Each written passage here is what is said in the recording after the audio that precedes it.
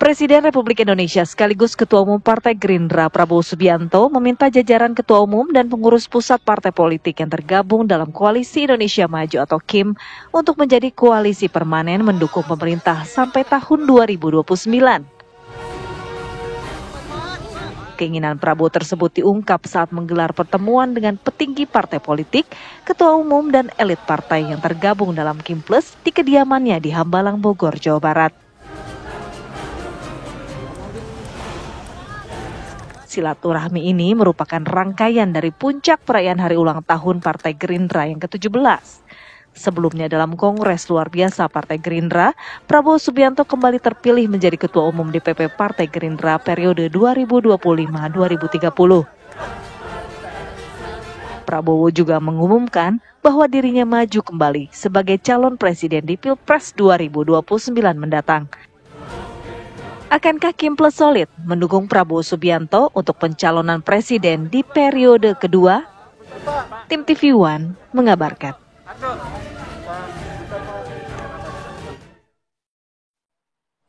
Ya, ini Ketua Umum Partai Amanat Nasional Zulkifli Hasan memberikan selamat kepada Prabowo Subianto karena kembali dipilih sebagai Ketua Umum Partai Gerindra dan juga dicalonkan sebagai Capres 2029 oleh Partai Gerindra. Dan berikut pernyataan dari Zulkifli Hasan.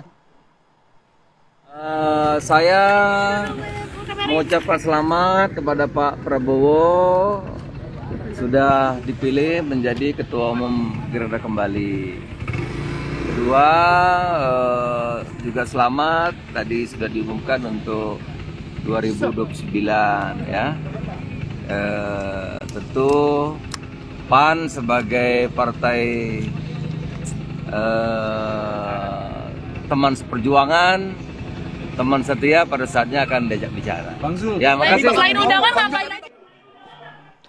Ya, pemirsa, ini jadi pertanyaan publik ya dari Rapimnas begitu tiba-tiba berubah jadi Kongres luar biasa. Lalu tiba-tiba ketua umum partai politik dan juga politikus partai begitu diundang, dipanggil, dikumpulkan oleh Presiden Prabowo Subianto. Lalu tiba-tiba muncul penetapan calon Presiden 2029 yaitu Prabowo Subianto. Ini sudah siap seperti sudah mantap ya. Padahal untuk kalau maju. dipikir-pikir Masih panjang loh. Belum ya, masih Oke, tadi saya kira ini mau pilpres apa gimana kok kayaknya udah diumumkan gitu ya. Nah, untuk membahas itu semua sudah hadir pada pagi hari ini narasumber kita ada Bang Idrus Marham, politikus Partai Golkar. Selamat pagi, Bang. Selamat pagi. Assalamualaikum warahmatullahi wabarakatuh. Waalaikumsalam warahmatullahi wabarakatuh.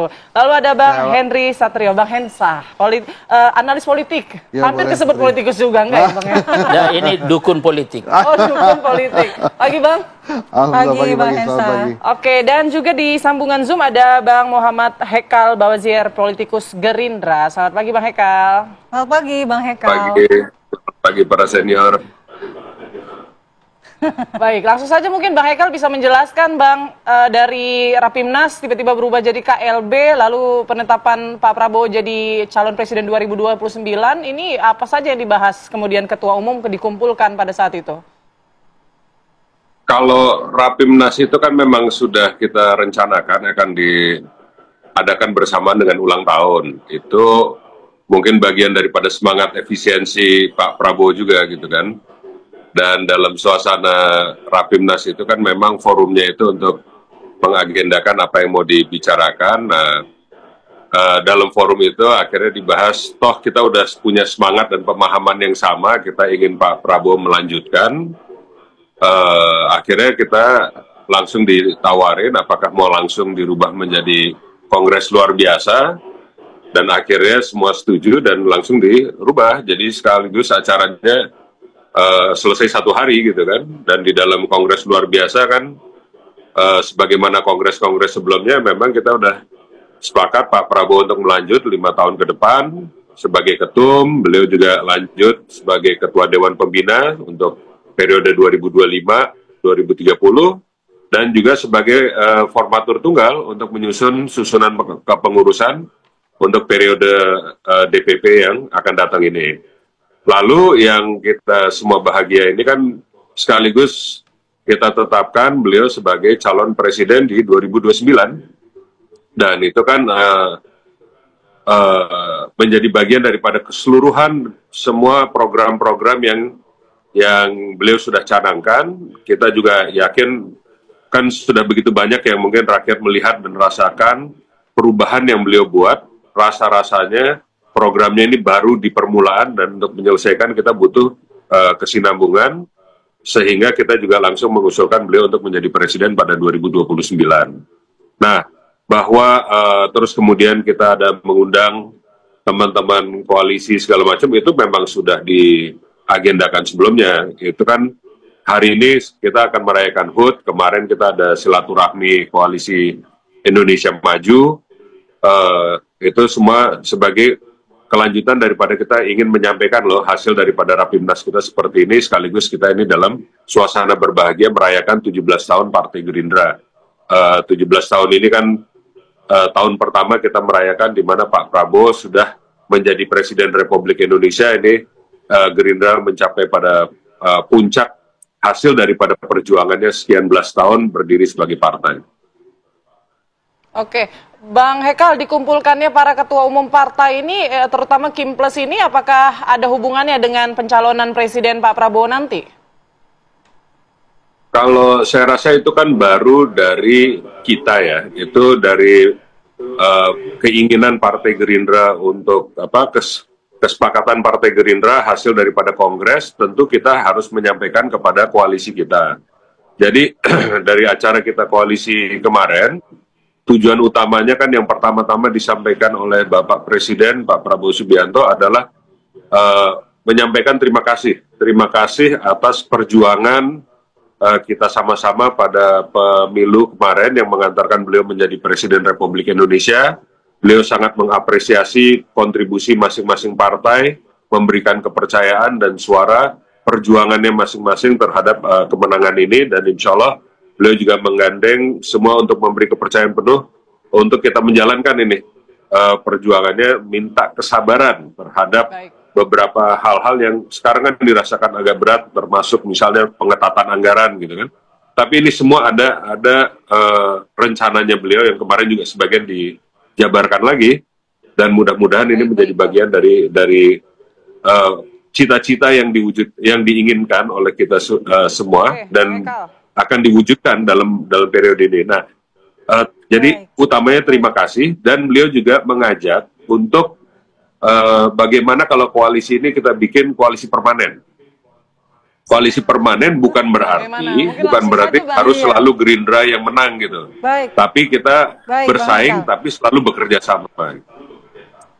Baik. Kita langsung tanya ke Bang Idrus nih. Koalisi permanen, Partai Golkar kan kita kenal sebagai partai yang selalu solid di pemerintahan. Apakah Partai Golkar serta-merta mengamini koalisi permanen ini, Bang? Jadi saya ingin bicara dulu, soalnya ada dukun politik. Saya harus hati-hati nih. Yang pertama, proses politik itu nggak ada yang tiba-tiba. Ini saya ingin katakan dulu di sini. Jadi apa yang terjadi kemarin itu, menurut pandangan itu adalah tidak tiba-tiba, tetapi sebuah proses panjang. Jadi kalau ada mengatakan ini tiba-tiba, itu melecehkan dong. Seakan-akan nggak ada perencanaan, nggak ada desain, nggak ada apa. Nah ini satu. Nah bagaimana desain itu muncul? Sebenarnya itu sudah kita lihat di dalam lahirnya konsep-konsep yang muncul di dalam proses politik. Ada konsep Indonesia Maju, ada menuju Indonesia Emas. Berarti ini kan ada proses panjang, ini kan perlu dipersiapkan sedemikian rupa. Dan ini harus kita lihat secara komprehensif, tidak boleh kita melihat hanya secara parsial. Jadi kok tiba-tiba Gerindra misalkan dari Rapindo menjadi KLB, saya katakan, saya nggak setuju kalau dikatakan itu tiba-tiba. Ya, kenapa? Karena tiba-tiba ini sama dengan melecehkan. Tetapi ini sudah suatu, tetapi harus dilihat ada keterkaitan dengan variabel-variabel lain. Salah satu diantaranya variabel konseptual itu tadi. Nah, oleh karena itu maka untuk mengawal konsep ini menuju ke sana, ya 2045 Indonesia Emas ini, maka perlukan stabilitas politik. Nah, bagian daripada stabilitas politik itu jangan ada gesekan-gesekan. Itu kedekatan ini antar partai-partai, pengelompokan ini harus dilakukan proses. Bagian daripada proses itu ada namanya institusionalisasi. Ya itulah koalisi permanen. Jadi koalisi permanen ini adalah sebuah suatu lembaga yang dibentuk dalam rangka untuk mendekatkan. Apa yang harus didekatkan? Suasana kebatinan, visi ke depan, komitmen-komitmen kita, dan yang paling penting lagi adalah penjelasan Pak Prabowo, dan saya kira ini penting, bahwa bicara demokrasi Indonesia tidak bisa disamakan dengan demokrasi negara-negara lain. Kenapa? Karena demokrasi Indonesia ini adalah memiliki ciri karakter tersendiri dan karena itu unik. Nah, keunikannya bagaimana? Bersaing, bersatu, Pak Prabowo 2 kali kalah ketika masuk.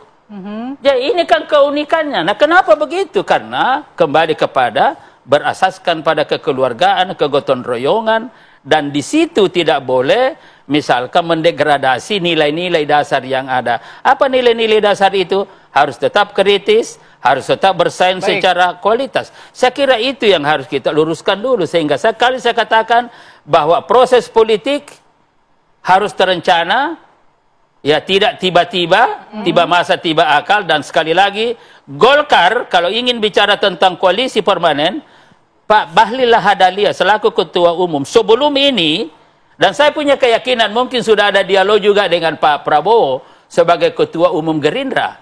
Apa kata Pak Bahlil? Satu, ini jelasnya kepada mereka ketika ditanya bagaimana ke depan.